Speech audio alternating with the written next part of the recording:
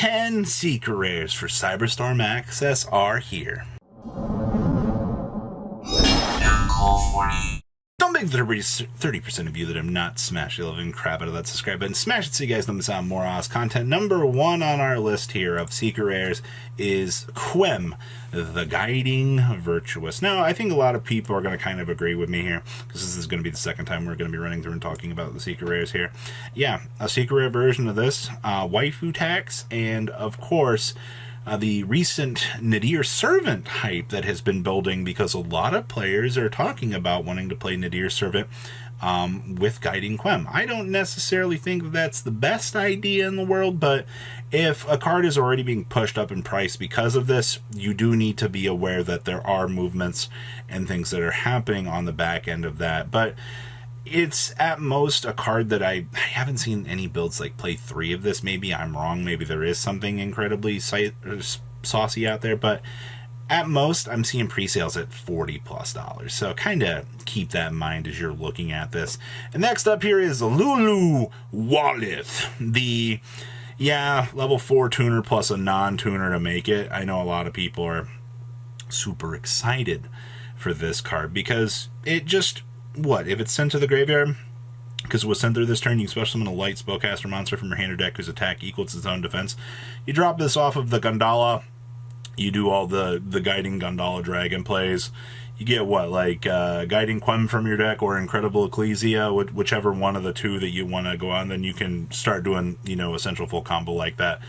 This is a card that you just tack in your build. I think a lot of people have a giant misconception. They're like, oh my gosh, this is going to be so expensive. No, it's like a 1 to 2 of max. All right, a lot of these extra deck resources don't cost a lot of money. That's the more important thing to kind of make you aware of. I'm seeing pre-sales $22 right now for this. All right, that's not that crazy. Not a lot that you got to really worry about at that stage. Of course, the Albion, the Sanctifier Dragon, aka Expulsion 2.0. This card, what's the point of banning Expulsion? When we have this card. I absolutely agree with you. But once again, you're in the exact same boat that I'm seeing here with Lulu Wallace. It's a secret rare, okay? I get that, but the problem is it's something that you don't play more than usually one of. I'm sure you can tech in 2 if you really want to, but the main things that you care about with this are the ability to, have it not be targetable so your opponent can't actually do anything to it. And then to top things off, oh no, big scary dragon gonna revive big old angry gimmick puppet to the opponent's brought aside. Whatever, piece that you're playing for the puzzle. Pre-sales are like $15 at this point in time. I don't know why people are so up in arms about multiple secret rares for this, but I think it makes the deck look incredibly good, and it's not like you're going to have a Lubellion case here right off the bat, all right? Next up is the Vicious Astrala. Now, personally, I think this is one of the best cards in the set, only because it has Vice's Starfrost in the name. That's it. That's it.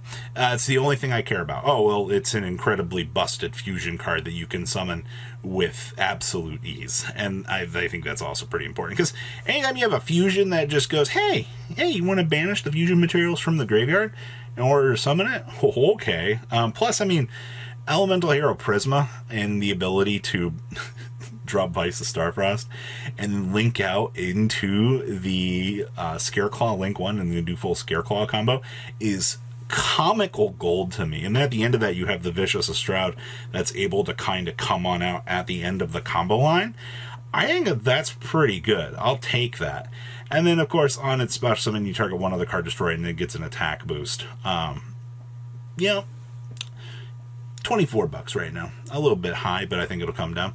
Then next up is the Peaceful Planetlaurium. Oh boy, another field spell in the lore of expensive field spells. Well, your advantage with this one is, it adds a Mana DM or a Vice of Starfrost from deck to hand.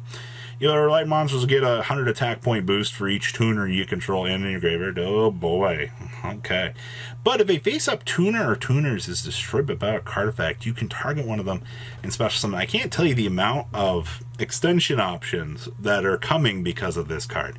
They won't exactly be in this first set here, but I've seen some really cool plays post next set that you can do with this. Whether or not those particularly take off in the TCG, or if they just remain, Scareclaw centric, Yeah, it's the next planet in the system. A lot of people are hyping it up. Very expensive pre-sales. I think things will calm down for this. Just kind of be patient with it for sure. Next up is the Firewall Singularity Dragon. Oh, really? This is what we waited for? Yeah, unfortunately.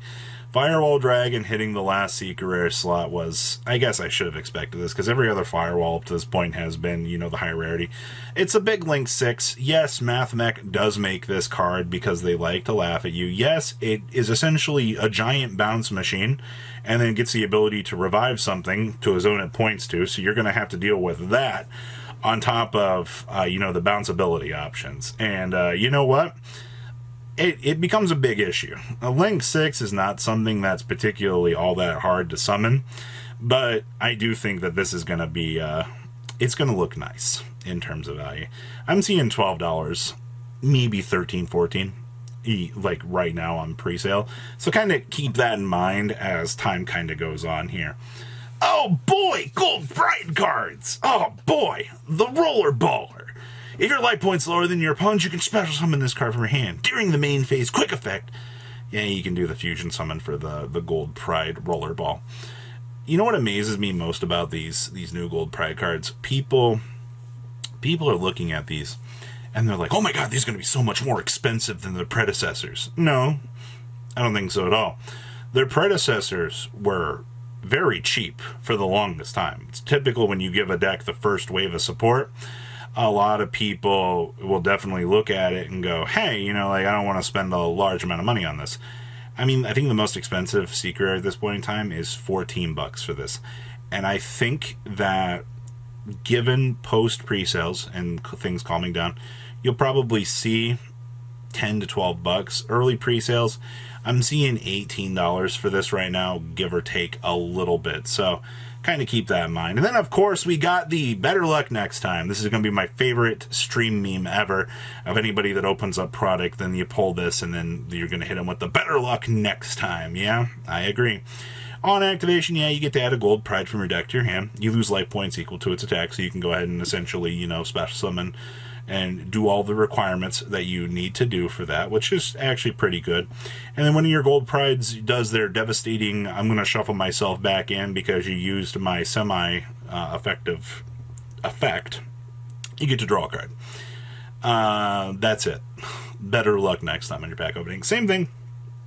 I'm seeing pre-sales on this hit a semi-decent value at $18, but do kind of keep in mind that for the rest of the Gold Pride stuff, after global circulation, use that as an example as to how you kind of are going to judge if it looks like it's going to be a good price to want to pick up. Chaos Angel. Oh, boy. I'm seeing people paying $40 for this thing. I saw a site put them up for $30. They sold out in the first 5 minutes. That's what people were really expecting off of this. Well, yeah. A tuner plus a non-tuner light or dark that lets you treat any light or dark monster as a tuner. What were they thinking when they made this card? I ask you that. Because that is insane.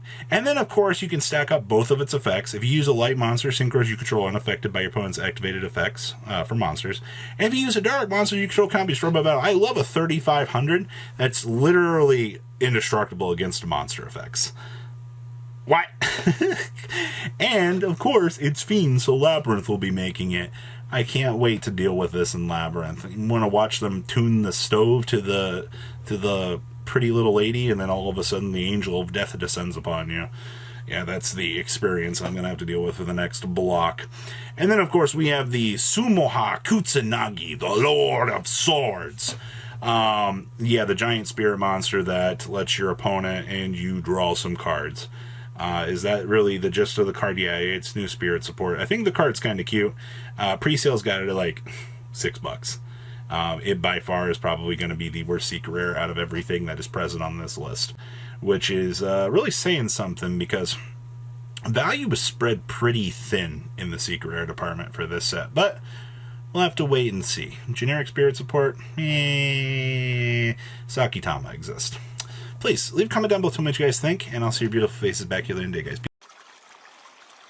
Patrons, thank you. Thank